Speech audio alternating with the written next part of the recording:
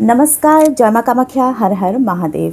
तो आज इस वीडियो में हम बात करेंगे वशीकरण के विषय में। वशीकरण, वो भी कामाख्या वशीकरण के विषय में, क्योंकि आप में से बहुत से लोग हमें ये बोलते हैं कि वशीकरण करने के लिए हमने यहाँ से वहाँ से माँ कामाख्या का मंत्र लिया था, चांटिंग भी की, यानी जप भी किया, लेकिन कुछ भी नहीं हुआ। तो बहुत से लोग ये भी पूछते हैं कि माँ कामाख्या क्या सिर्फ वशीकरण की देवी है। तो आज इस विषय में विस्तार से इस वीडियो में बात करेंगे। तो सबसे पहले हम जानेंगे माँ कामाख्या कौन है। देखिए, हम जानते हैं कि माँ कामाख्या 10 महाविद्याओं में से एक है, लेकिन माँ कामाख्या जो है 10 महाविद्याओं की केंद्र है। माँ कामाख्या से ही माँ तारा, माँ काली, माँ छिन्नमस्तिका, धूमावती, बगलामुखी, भैरवी, मातंगी तथा कमलात्मिका भुवनेश्वरी देवी है। यानी कि माँ कामाख्या सेंटर है और माँ कामाख्या से ही सभी महाविद्या जो है वो प्रकट हुई है, क्योंकि माँ कामाख्या निराकार है, योनि स्वरूपा है। वीडियो को स्टार्ट करने से पहले आपको बताना चाहूँगी कि स्क्रीन पे जो आपको ये नंबर दिख रहा है, ये नंबर हमारा है। अगर आप हमसे तंत्र से या ज्योतिष से जुड़े हुए समस्याओं के समाधान चाहते हैं तो इस नंबर पर आप संपर्क कर सकते हैं सुबह 11 से शाम 7 बजे के अंदर। तो माँ कामाख्या क्या सिर्फ वशीकरण की देवी है? जी हाँ, माँ कामाख्या वशीकरण की देवी है, कामनाओं की देवी है। लेकिन माँ कामाख्या को सिर्फ और सिर्फ वशीकरण की देवी कहने से गलत होगा, क्योंकि माँ कामाख्या सिर्फ वशीकरण की देवी नहीं है। माँ 10 महाविद्याओं की जितनी भी शक्ति है, जो भी ताकत है, सभी के केंद्र है माँ कामाख्या। यानी माँ कामाख्या वशीकरण की भी देवी है, शत्रु स्तंभन की भी देवी है, और आपकी ज़िंदगी में जितनी भी समस्याएं हैं सभी को निवारने वाली देवी होती है माँ कामाख्या। तो ये तो हमने जान लिया, माँ कामाख्या की शक्ति की कोई भी लिमिट नहीं है, अनलिमिटेड शक्ति की या फिर पावर की केंद्र है माँ कामाख्या देवी। तो अब बात करते हैं वशीकरण मंत्र के विषय में।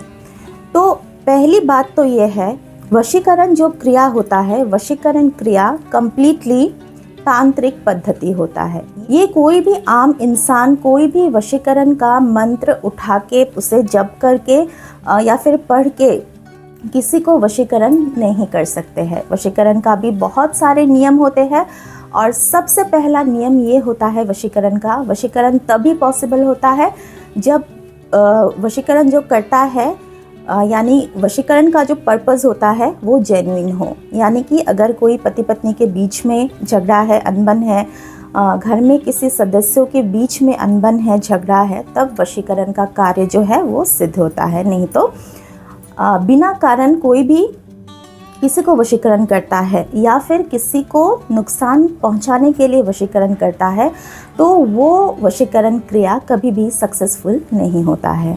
इसीलिए कोई भी मंत्र उठा के पढ़ने से ही वशीकरण बिल्कुल भी नहीं होता है, क्योंकि ये तांत्रिक पद्धति है। हम लोग भी जब किसी के अच्छे के लिए ये विधि करते हैं, विद्या करते हैं, तब हम भी माँ कामाख्या का मंत्र इसमें शामिल करते हैं, लेकिन जो अच्छे के लिए होता है। लेकिन देखिए, किसी ने कभी कोई साधना ही नहीं की और वशीकरण के लिए, अपने मतलब के लिए अचानक समस्त ब्रह्मांड की जननी माँ आदि पराशक्ति माँ कामाख्या के मंत्र, और वो भी बिना कोई दीक्षा के जप करते हैं, तो ये माँ राज राजेश्वरी के साथ खिलवाड़ से कम नहीं है, जो कि बहुत ही भयानक और हानिकारक साबित हो सकता है।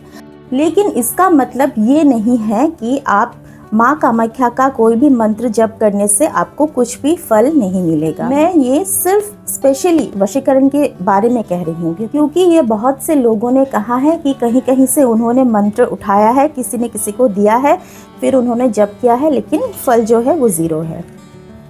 तो माँ कामाख्या से अगर आप सच में फल प्राप्ति करना चाहते हैं, और फल यानी आपका अगर जो इंटेंशन है, आपकी इच्छा जो है वो जेन्युइन है, तो आप माँ कामाख्या को तांत्रिक विधि से, वशीकरण तांत्रिक विधि को छोड़ के नॉर्मली आप पूजा कर सकते हैं। जैसे कि मैंने बार बार अपने पिछले वीडियोस में आपको बताया था कि योगिनी तंत्रम में जो कामाख्या स्तोत्रम का एक बहुत ही सुंदर सा श्लोक है, और वो श्लोक है कामाख्ये काम संपन्ने कामेश्वरी हरप्रिये कामनां देहि में नित्यं कामेश्वरी नमोस्तुते। ये मंत्र आपको डिस्क्रिप्शन बॉक्स में मिल जाएगा।